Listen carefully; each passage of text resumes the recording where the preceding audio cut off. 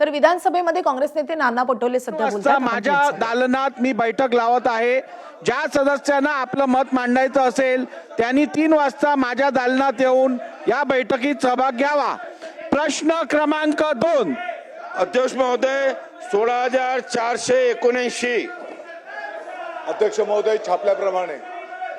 अध्यक्ष महोदय, विद्यार्थ्यांना विज्ञान क्षेत्राकडे प्रेरित करण्यासाठी शासनाने मुख्यमंत्री विद्यार्थी विज्ञान वारी ही योजना प्रस्तावित केलेली असल्याने उत्तरात दिले आहे. अध्यक्ष महोदय, पण माननीय अध्यक्ष महोदयाने रुलिंग दिलं आहे.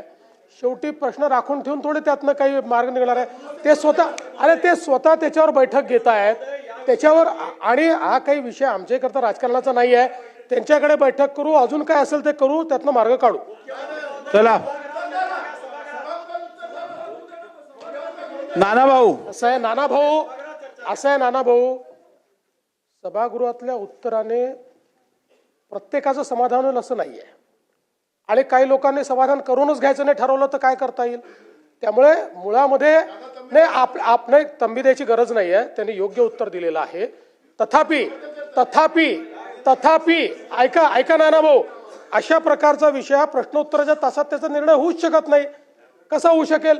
म्हणून अध्यक्षांनी स्वतः पुढाकार घेतला आणि अध्यक्षांनी या ठिकाणी स्वतः जर सांगितलेलं आहे की मी बैठक घेतो, तर मग आपण त्या बैठकीत विषय मांडून ते विषय पार करून घेतले पाहिजे.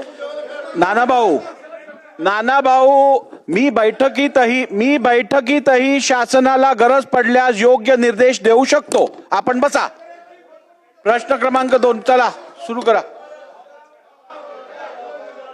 प्रश्न क्रमांक 16,479.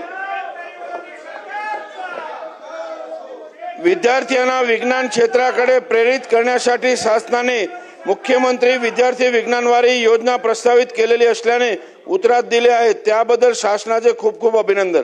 माझा प्रश्न असा आहे की मुख्यमंत्री विद्यार्थी विज्ञान वारी योजना कधीपासून राबविण्यात येणार आहे? उत्तर होऊ दे. अध्यक्ष महोदय, उत्तर होऊ दे.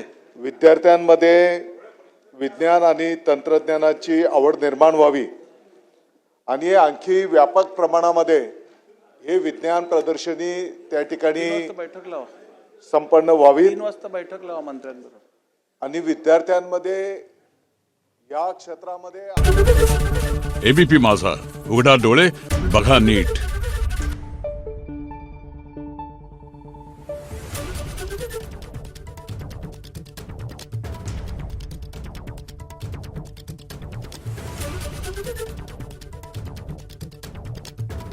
Thank you.